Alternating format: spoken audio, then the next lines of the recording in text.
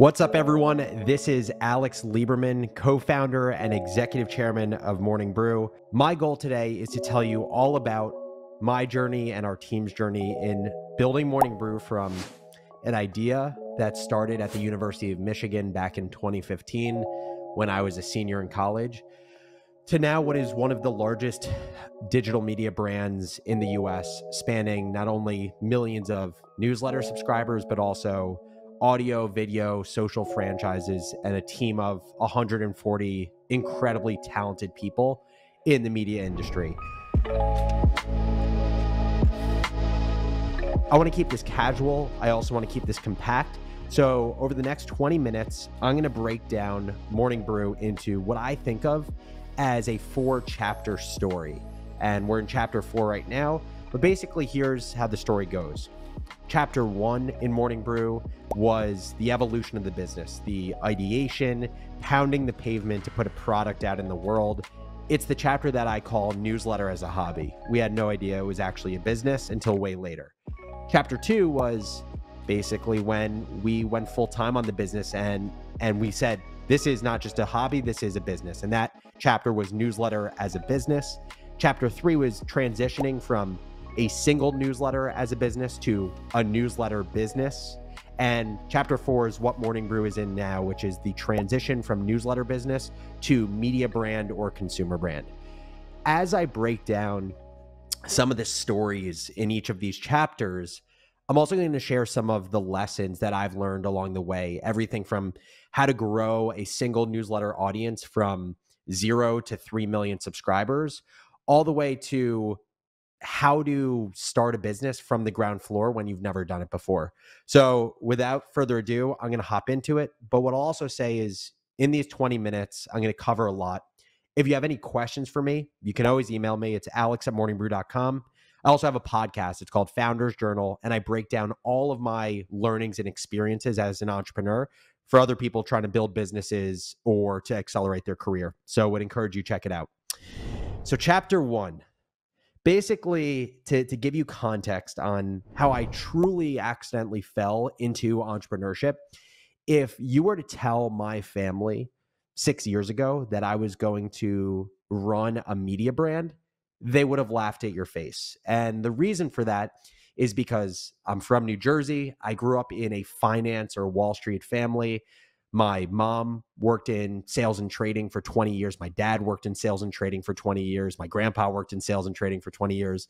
And so for the longest time, all that I wanted to do was to have a job in finance, specifically in sales and trading, because that's what my role models did. And so I went to the University of Michigan. I studied business. I did the classic things that everyone who was kind of like on the path from college to financial services did to go on that journey and end up working on Wall Street. Had internships in my summers after college.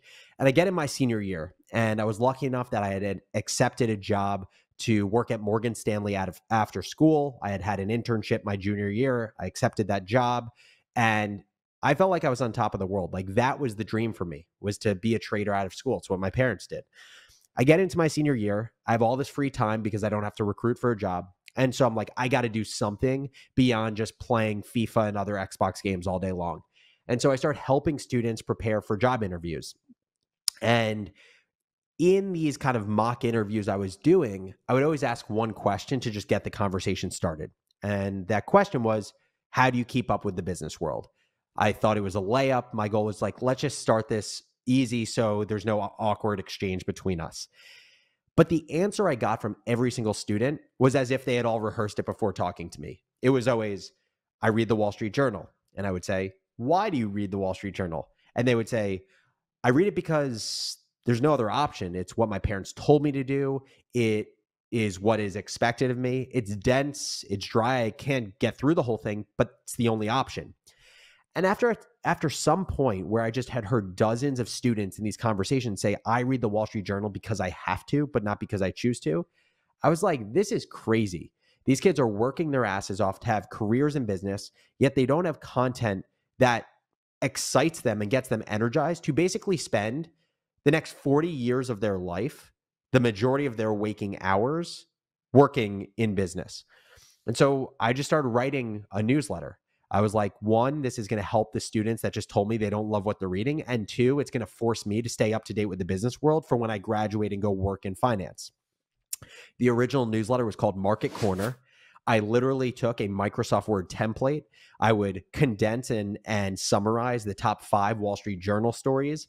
I would put a stock pitch of the day, a business leader of the day, an inspirational quote of the day, a lot of like the DNA of what Morning Brew is now, but just think like everything was a little bit worse. The writing was worse. The presentation was worse.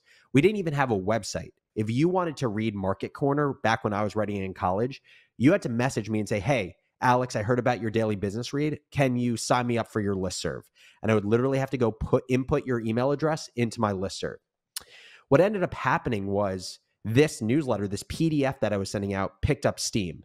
And I was like, I want to take this a little bit more seriously because somehow people are signing up for this and loving it, even though it's impossible to sign up for. There was infinite friction to sign up for the product. So I ended up sending out an email to my readers at the time. And I was like, hey, I'm going to take this more seriously. I think I'm going to make it into a newsletter and not just a PDF that's attached to an email. I'm looking for people to help me out. And I get an email from this guy, Austin Reef. Austin was a sophomore at the University of Michigan when I was a senior. We were actually in the same fraternity, but I didn't realize that at the time. And he said, hey, Alex, I have ideas for how to make this better. Can we talk? It's the best conversation I ever decided to, accept to have because Austin and I met. We met in the main area of Michigan's business school, and Austin basically spent 45 minutes ripping apart Market Corner.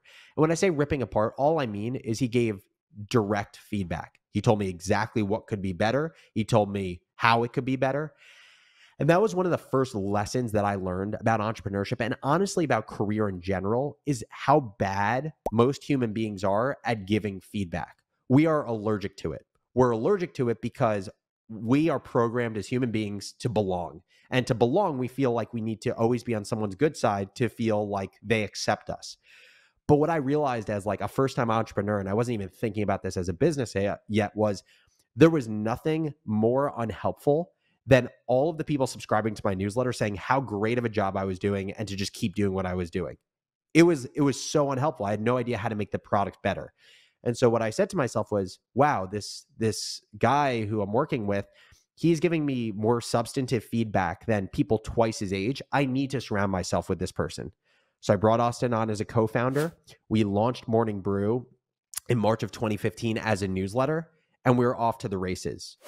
One other thing I'll say before I move on to chapter 2 is that I didn't appreciate in the early days of the business just how valuable it was, Austin and I being naive. And what I mean by that is Austin and I didn't know anything about media. We grew up in finance. We were consumers of content, but we knew nothing about journalism or the way the industry had ever worked.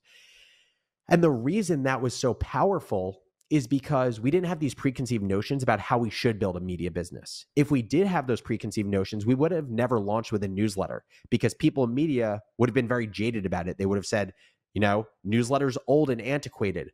Oh, hey, there was that one business that launched as a newsletter called Daily Candy, and they got acquired and then basically went to zero. Don't do what they did. But we picked a newsletter because we were just practical about it. It didn't cost a lot. Our readers were college students who used their email a lot, and that was it. And fortuitously, what happened was email has become one of the best platforms to build an audience because it is one of the only remaining ways in the age of big tech platforms to truly own the audience that you're building. So being naive was an incredible kind of forcing function to be independent thinkers and entrepreneurs and not be jaded by how things had always been done. Chapter 2 was newsletter as a business. So basically what happened was Austin and I, in September of 2016, decided to go full-time on Morning Brew. I quit my job in finance. So I had graduated from Michigan, took this job in sales and trading. I quit my job. Austin decided that when he was going to graduate from Michigan, he was going to go work with me on Morning Brew rather than go to a prestigious job in investment banking. And once we went from, okay, this is like a fun thing we do on the side to, oh shit, we actually need to make money to provide for ourselves, everything became about focus. We truly, in this chapter of the business, appreciated how important focus was to actually build a business. And so there are basically 2 big parts of this chapter. One was raising money, because Austin and I knew we weren't going to be able to write our content. We weren't good enough. We needed to hire a writer, but it was a chicken and the egg problem because we didn't have a large enough audience yet to make money to then go hire a writer. So Austin and I raised $750,000 from a bunch of individual investors. We decided not to raise venture capital money, which for us ended up being a really great decision.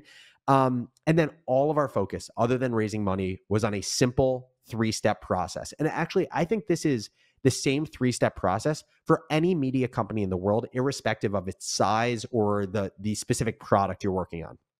Step 1, create great content for a specific audience that you want to add value to. Step 2, get that great content for that specific audience into the hands of as many of those audience members as possible, so growth. And step 3, once you have great content, once you have a lot of the right audience who is engaged, monetize that audience, either through selling that audience's value to advertisers or selling a product directly to that audience, whether it be subscription, whether it be merchandise, whether it be, a line of cookware like the media brand Food 52 does. And so that, for basically from 2017 to 2019, that was it. We did one thing. We had one newsletter.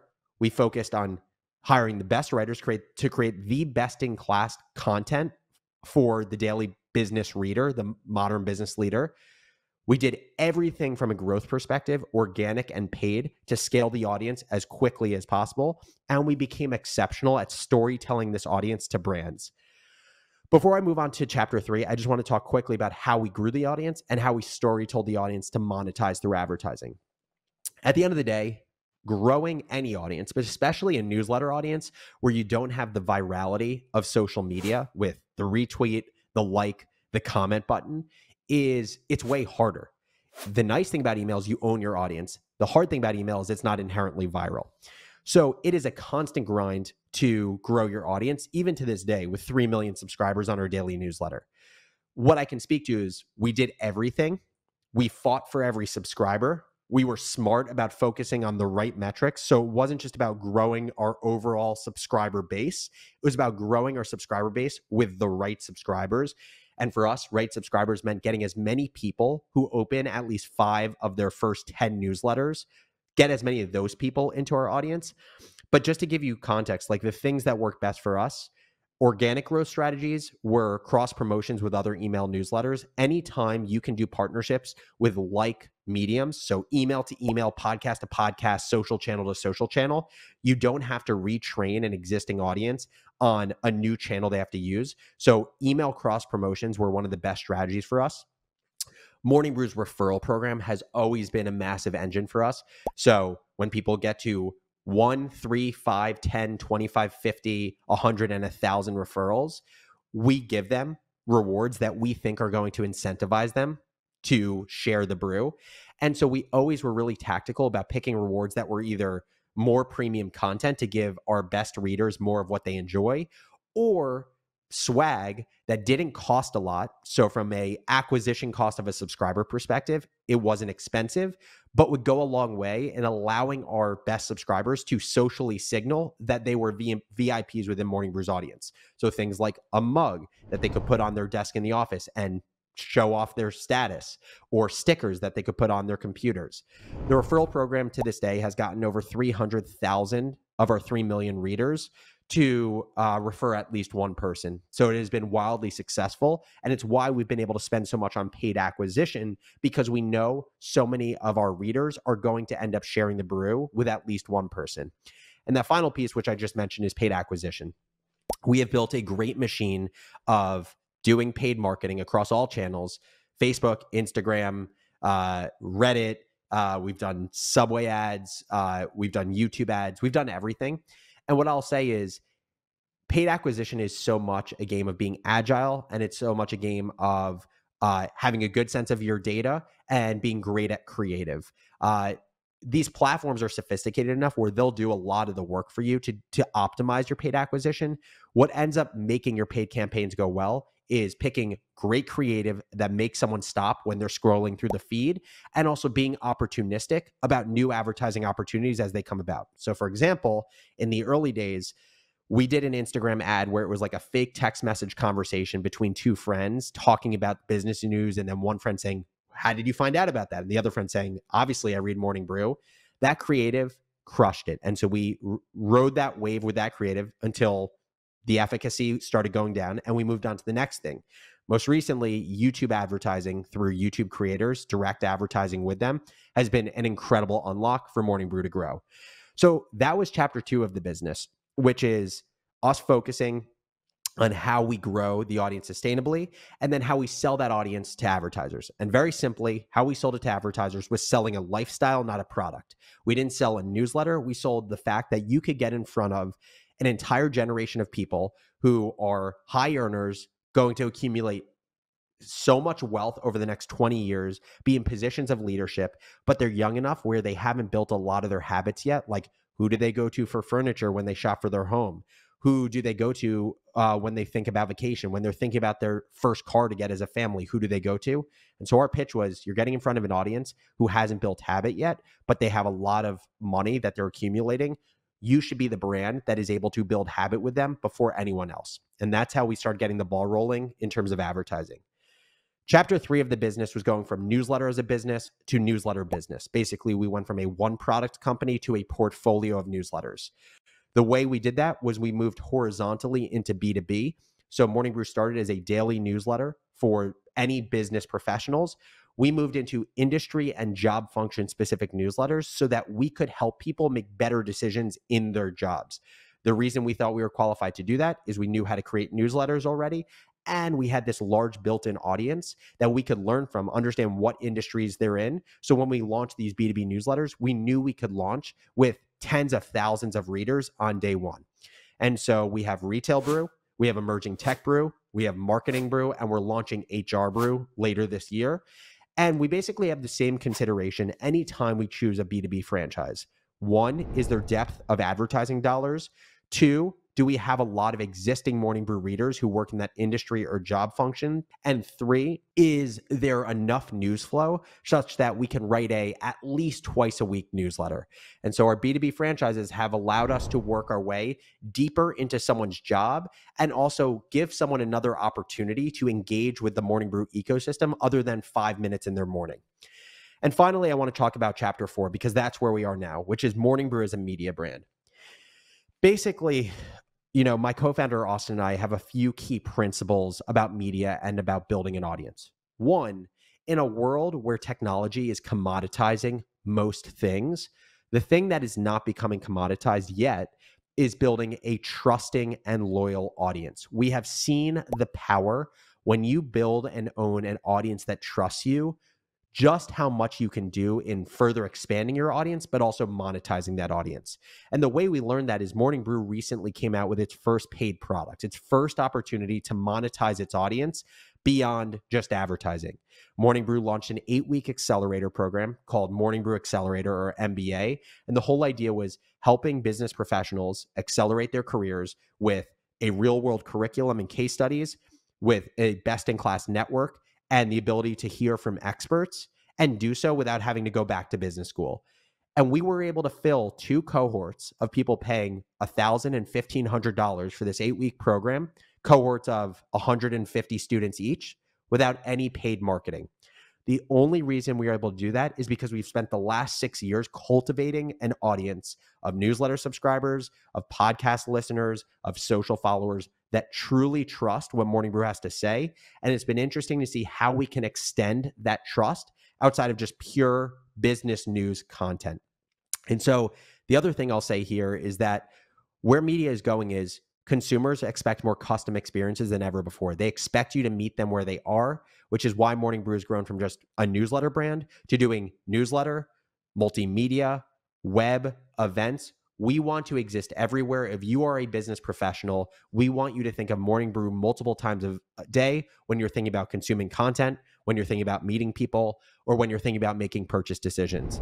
So those are the 4 chapters of Morning Brew's history. It's been such an incredible journey. I feel incredibly privileged to have seen this company go from 0 to 140 employees to become a true media brand. So I hope you've enjoyed this chat. Again, if you have any questions, email me at alex@morningbrew.com or check out my podcast, Founders Journal, where I talk all about the lessons in entrepreneurship. Thank you so much for your time.